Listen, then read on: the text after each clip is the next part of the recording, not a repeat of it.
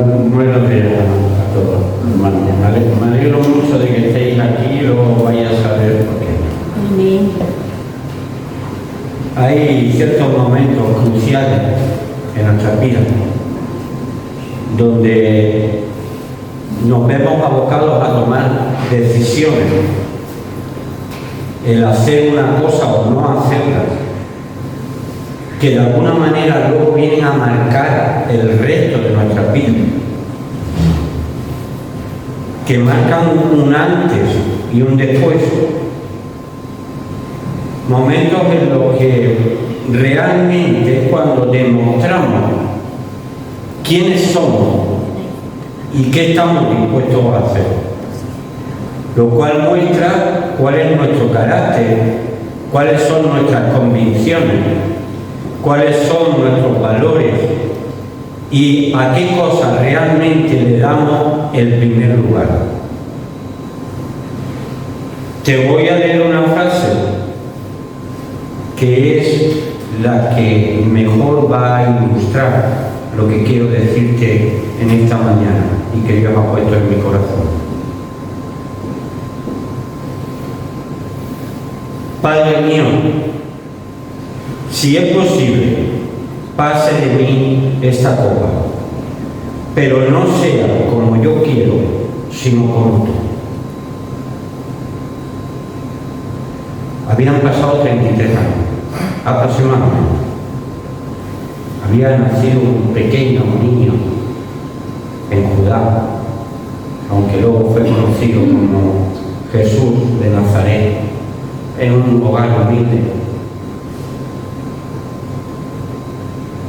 Y 33 años me llevaron a decir esta frase. Sabéis que estaba en el Getsemaní, ¿verdad?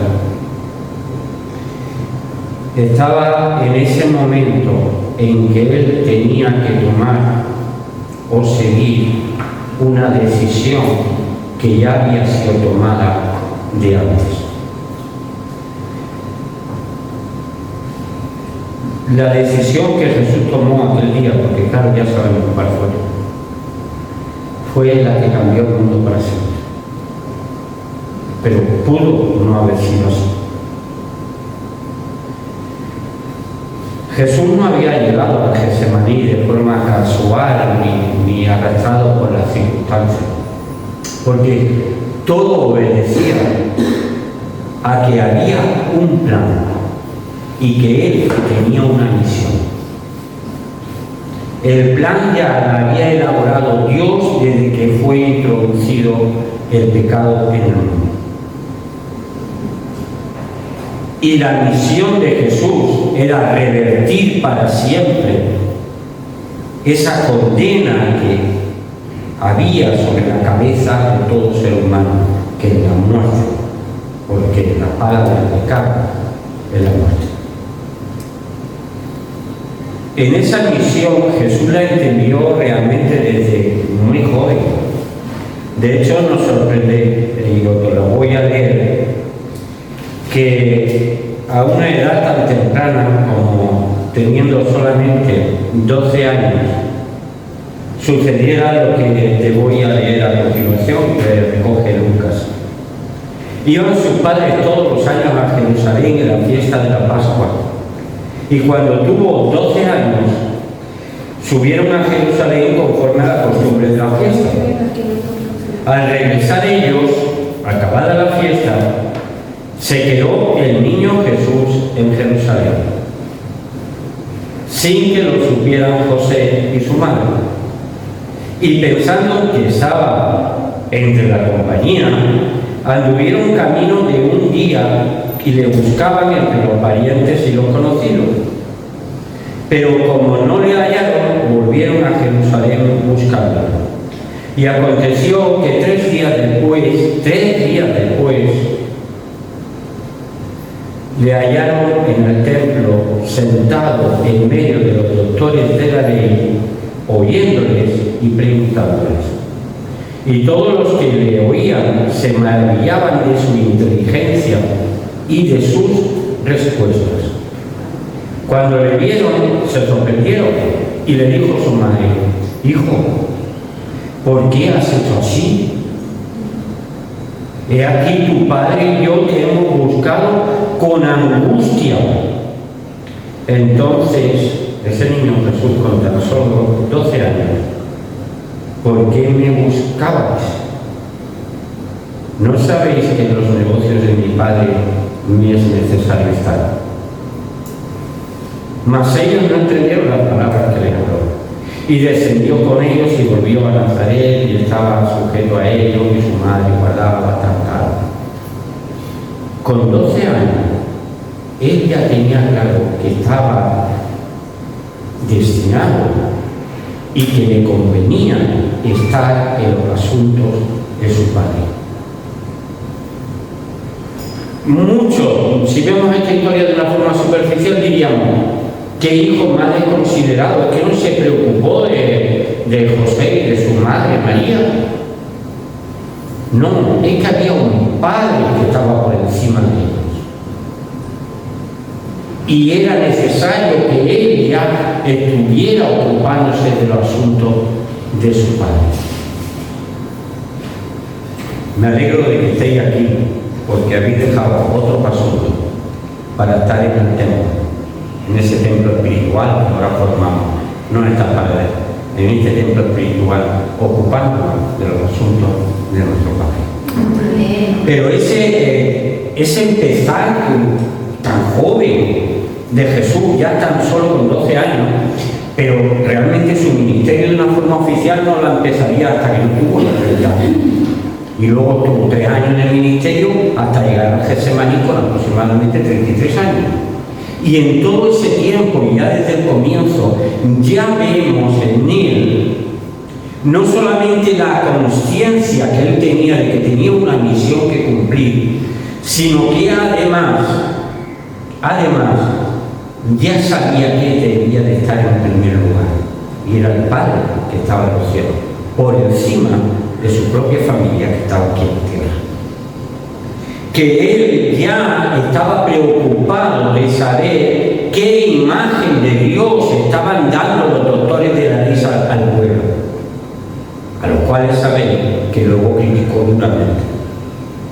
Que él, como te digo, estaba anteponiendo al Padre del cielo, que no a la familia de la tierra. Y que en esto hemos visto que en él tenía perseverancia y constancia, desde que tenía 12 años. Volvemos nuevamente a Getsemaní. Había justamente celebrado Jesús con sus discípulos esa última cena. Sabía que se acercaba el momento en que había de ser entregado. Y cogió a 3 de sus discípulos, los más allegados, ya lo había elegido a ellos 3 mismos en otras ocasiones, a Pedro, a Juan y a Jacobo, para que le acompañasen al monte ahora.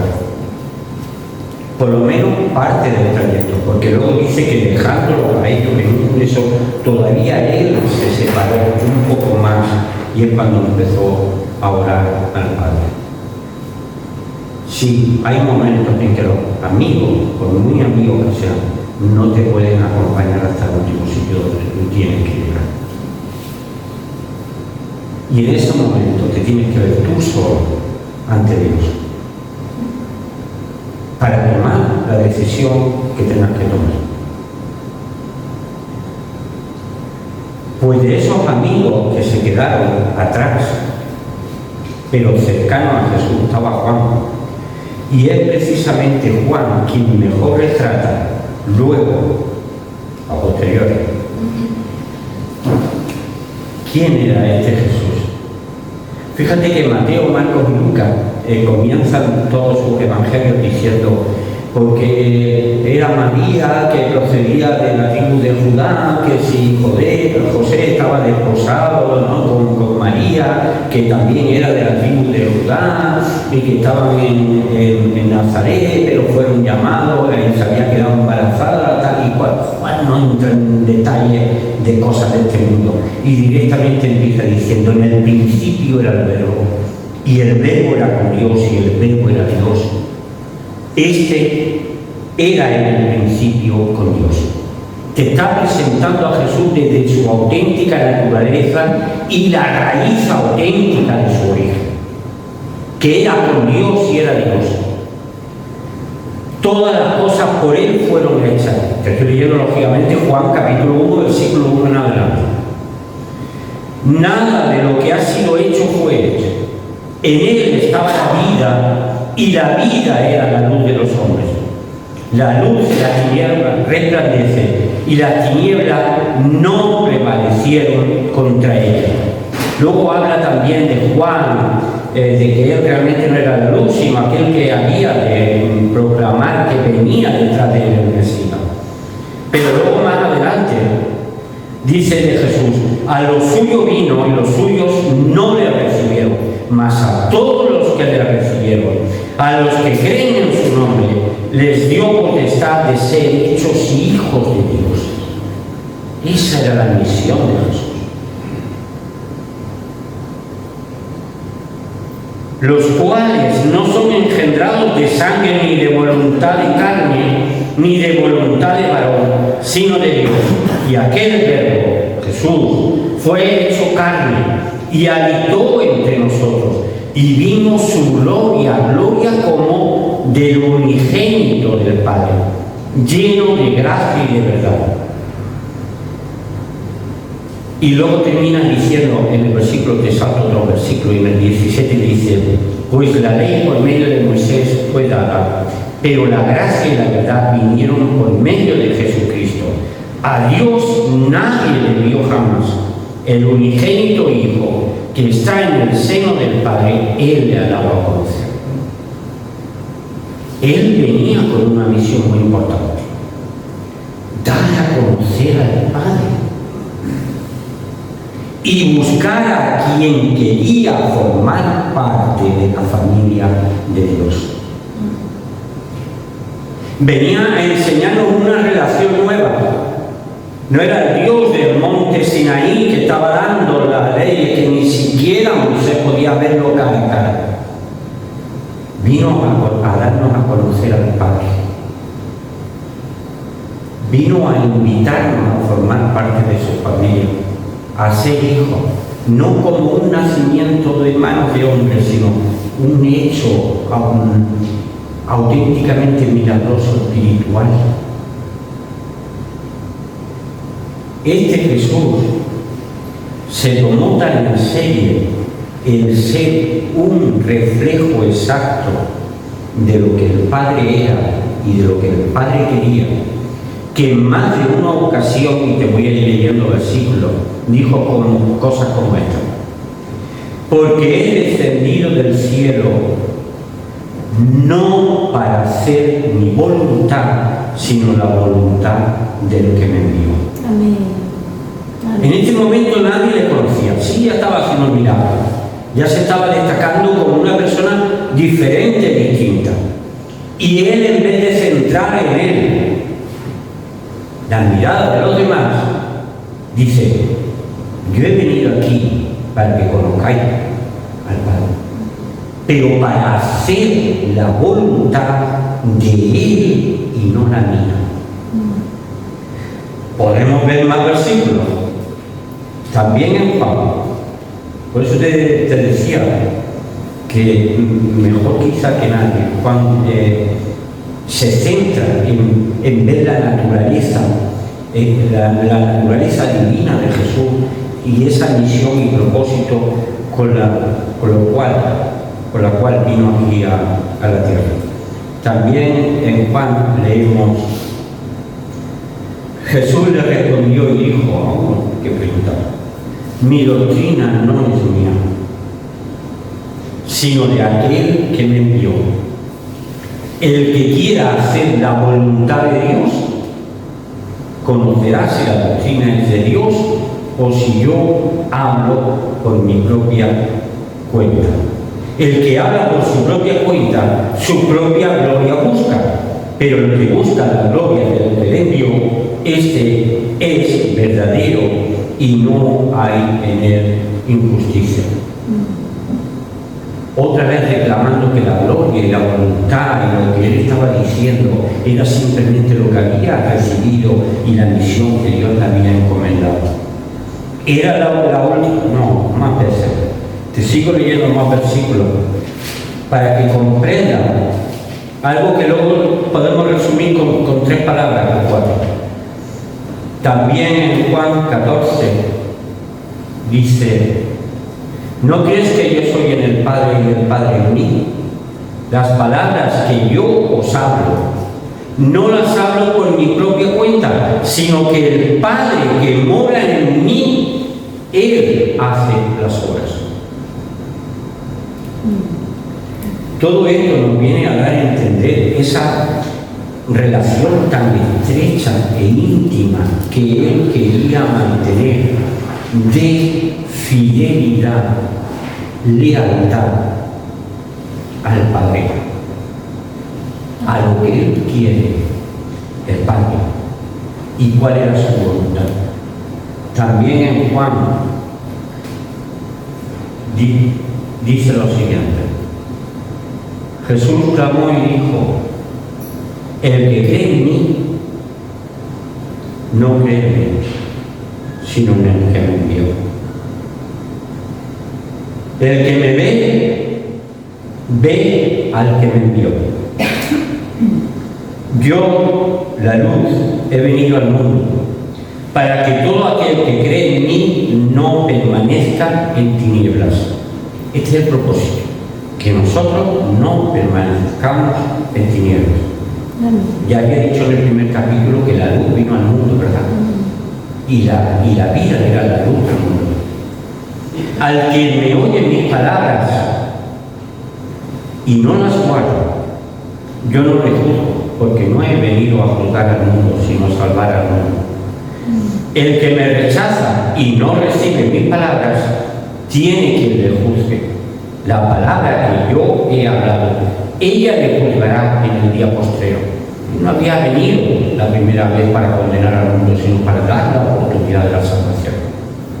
Cuando venga la segunda vez, será para juzgar. Porque yo, vuelvo a repetir lo mismo, porque yo no he hablado por mi propia cuenta. El Padre que me envió, Él me dio mandamiento de lo que he de decir y de lo que he de hablar. Y sé que su mandamiento es vida eterna. Así pues, lo que yo hablo, lo hablo como el Padre me lo ha dicho. ¿Ve?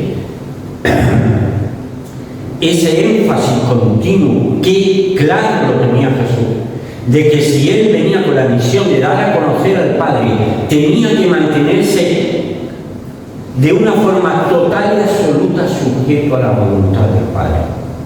Ser fiel, leal a la imagen perfecta del Padre. El no decir lo que a Él le parecía, sino lo que Él había y sabía, lo que Él había visto del Padre y sabía del Padre. Qué lástima que no tengamos ese mismo celo nosotros, de fidelidad, de ser fiel a lo que nos ha sido revelado. Porque esa es la constante que vemos en Jesús.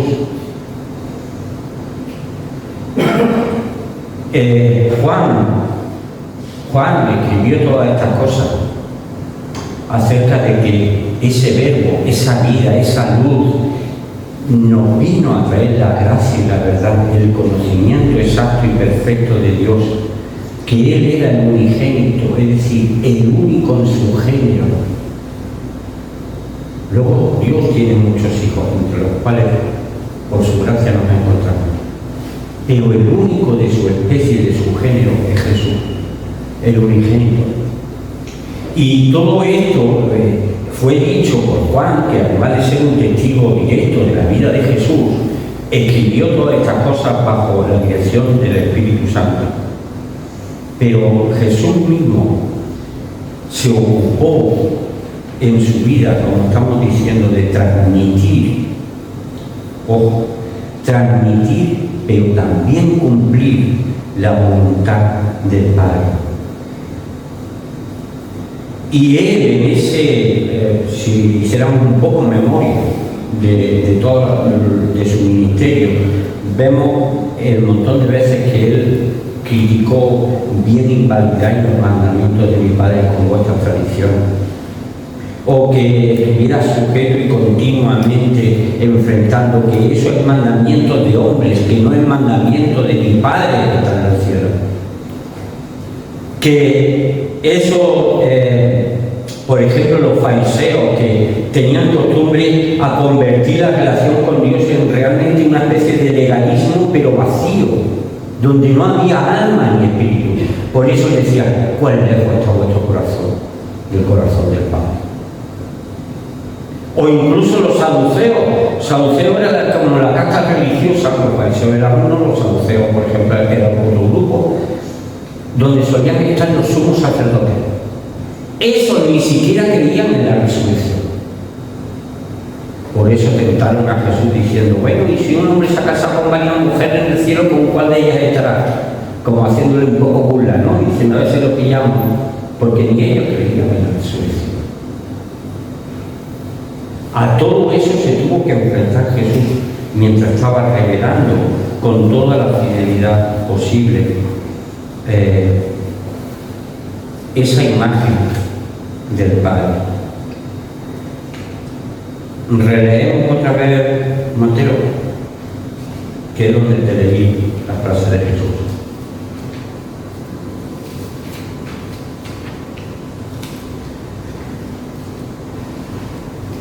Padre mío, si es posible, pase de mí esta copa, pero no sea como yo quiero, sino como tú. Si cogemos la sinopsis de los evangelios, es decir, cómo lo cuentan cada uno de ellos y vamos sumando todos los datos, vemos que esto lo llevó a hacer en 3 ocasiones. La segunda, por ejemplo, tal como le escribe Mateo, dice: Padre mío, si no puede pasar de mí esta copa sin que yo la beba, hágase tu voluntad. En Marcos, por ejemplo, dice: Padre, yo sé que todas las cosas son posibles para ti, así que si es posible que pase de mí esta copa, pero que no sea lo que yo, sino lo que tú. Es que Jesús no quería pasar por ese trance. Estaba viendo si era posible, dentro de la voluntad de Dios, que no pasara por ese trance. ¿Queréis ver el cuadro de la escena completa? Él llegó a decir que su alma estaba triste hasta la muerte cuando subió a Getsemaní. Que su sudor eran como grandes gotas de sangre. Donde se explica que él estaba en una profunda agonía, tanto que él sentía que iba a morir allí mismo, en el Getsemaní. Y en medio de todo eso todavía dice que del cielo bajó un ángel para fortalecerlo. Al Hijo de Dios un ángel necesitó un ángel, porque el que estaba allí era Jesús el hombre. El creador de la vida, él mismo en su mente nos dice: si yo soy el creador de la vida, ¿por qué he de morir? Que no sea lo que yo quiero. Mira, Jesús se había enfrentado a muchas cosas. Jesús se había enfrentado continuamente desde su nacimiento a cualquier tipo de tentación que tú ya conoces, porque fue sometido a la misma que nosotros. Pero es que de hecho él fue y se apartó a un lugar desierto antes de comenzar su ministerio y estuvo allí en ayuno durante 40 días, y nos reímos nosotros ahora, nos quejamos ahora nosotros del calor. 40 días en el desierto y sin comer. Y estando en esa posición, en la más débil, vino personalmente Satanás a tentarle. Pero para Jesús era fácil. ¿Por qué? Porque lo estaba tentando el enemigo. Y él tenía muy claro quién era el enemigo y quién era el Padre. y a quién tenía que obedecer. Lo tenía muy claro. Luego sabéis que los fariseos estaban continuamente haciéndole preguntas para ver si cometía un error, si se contradecía, si cometía un fallo. Estaba siempre persiguiéndolo desde el punto que según crecía su fama, cada vez crecía más los deseos de los fariseos, de los grandes religiosos de su tiempo. A este no lo tenemos que quitar de encima. ¿Por qué? Porque está diciendo cosas muy incómodas. Como se quitara a Juan el Bautista del medio, por decirlo de verdad.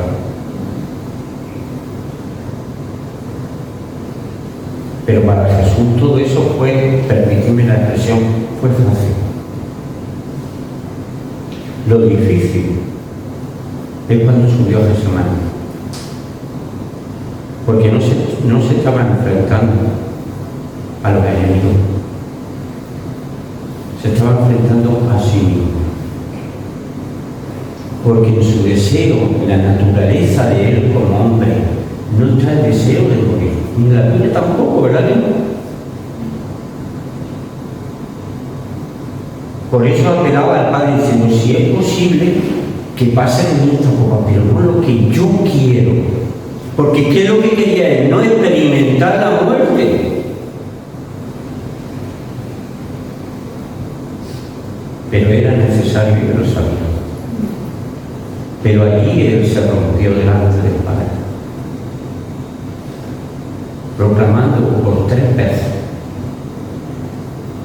no lo que yo, sino lo que veo. Esa fue su gran victoria. Porque cuando pasó ese momento y volvió por tercera vez a esos 3 amigos que lo único que habían hecho era dormirse mientras él estaba en plena agonía, le dijo, venga, a despertarse, vamos a bajar el Getsemaní, porque ya viene el que me va a entregar. Y desde entonces ni una sola palabra de duda, ni de reproche, ni de incertidumbre. Lo difícil fue que él tuvo que enfrentarse a lo que su propia naturaleza le estaba diciendo que no. ¿Por qué he de morir yo? Pero claro, si hacemos memoria, Jesús nos había enseñado que no hay mayor amor que este, que uno ponga su vida por sus amigos. ¿No había dicho Jesús que el que quiera ser mi discípulo niéguese a sí mismo, tome su cruz y sígame? ¿No había dicho Jesús, el que me ama, que guarde mis mandamientos?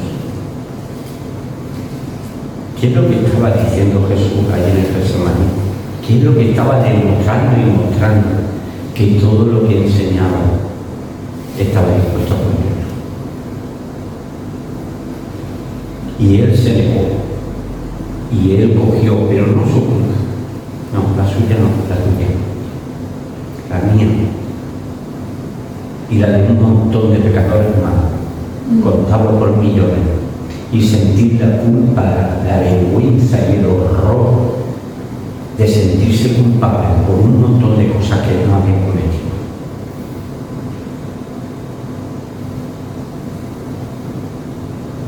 Pero él demostró que no solamente era el maestro, que también era el Salvador, porque era necesario el Cordero perfecto, porque era necesario que un hombre, un hijo de un hombre, por eso él se hacía llamar el Hijo del Hombre, era necesario que un hijo del hombre pudiera rescatar a la humanidad siendo un Cordero perfecto, es decir, llevando una vida ejemplar, inmaculada, sin un reproche, sin un fallo, total y absolutamente perfecta en todos los sentidos.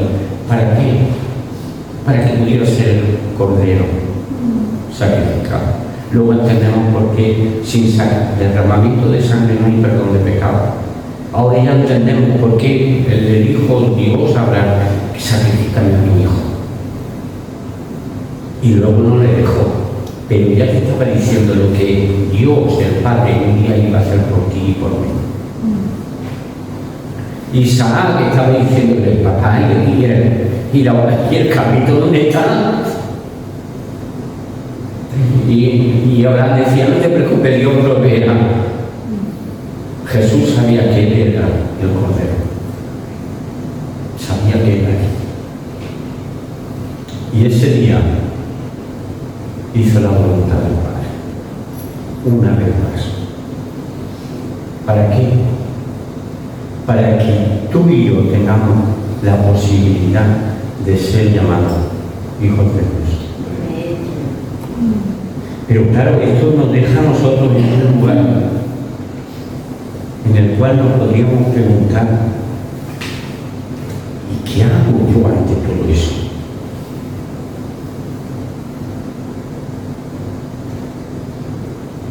¿Basta con tener fe? La Biblia te dice que los diablos están de los mejores que creen también. Que la fe sin obras es muerto. Te digo más. El amor sin obediencia es amor. Y si Jesús hubiese dicho allí, Padre mío, yo te amo mucho, pero yo por los demás no pienso morir.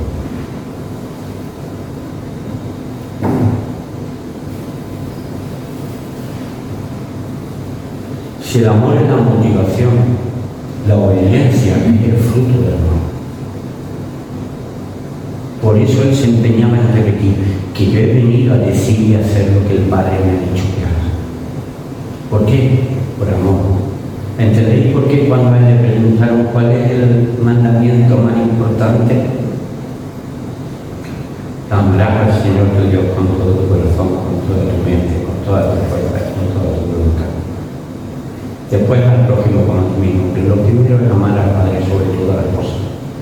¿Y qué dijo Jesús en Getsemaní? Padre, te amo más que a mi vida. Así que tú. ¿Para qué? Para que nosotros hoy podamos estar sentados aquí cómodamente con un aire acondicionado puesto en los ojos. Por eso me alegro mucho de ver. Porque habéis bajado del Getsemaní poniendo a Dios en primer lugar y estoy aquí. Pero me preocupan los que no están aquí. Porque en el Getsemaní, ese sitio donde uno toma esas decisiones que marcan tu vida, es donde tú te enfrentas la voluntad de Dios con tu propia voluntad. Si yo te dijera mañana, tienes que matar y robar a una persona, diría, jamás haría eso. Pero ¿cuántas veces no ponemos excusas para anteponer nuestros deseos a los deseos del Padre? ¿Cuántas veces? ¿Cuántas excusas conoces? ¿Cuántas? De esto me gustaría hablaros, si Dios lo permite, la próxima vez que hable, de cómo llegar a entender que lo que consiguió Jesús allí es un regalo, pero es un ejemplo que nosotros debemos de seguir. Por eso él pudo decir anteriormente, yo soy el camino, la verdad y la vida, y que nadie viene al Padre si no es por mí, siguiendo mi ejemplo.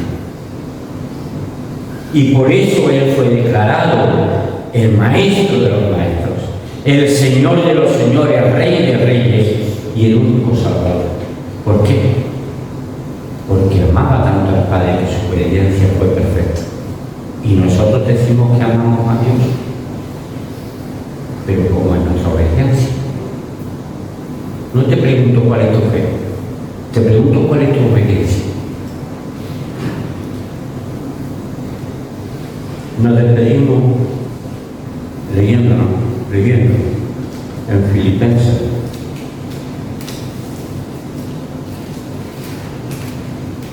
Las consecuencias de aquello que sucedió en el Getsemaní y lo que vino después, ¿no? La obra que completó Jesús. Porque todo obedecía a un plan y Jesús tenía una misión y él cumplió aquella misión.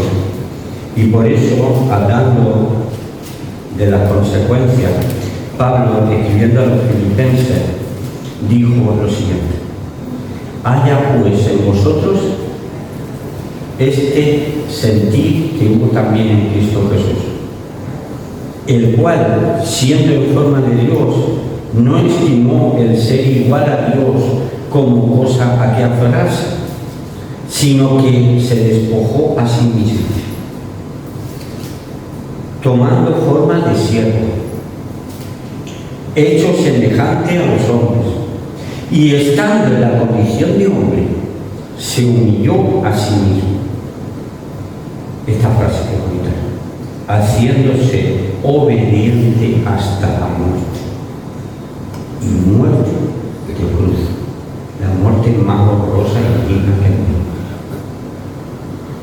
Por lo cual, porque Él lo hizo, porque Él amó tanto que el amor del Padre era más grande que el amor que Él tenía por sí mismo, y el obedecer estaba por encima de sus propios deseos, por lo cual Dios también le exaltó hasta lo sumo y le dio un nombre que es sobre todo nombre, para que en el nombre de Jesús se doble toda rodilla de los que están en los cielos y en la tierra y debajo de la tierra, y toda lengua confiese que Jesucristo es el Señor, para gloria de Dios Padre. Y yo añado, amén por la eternidad.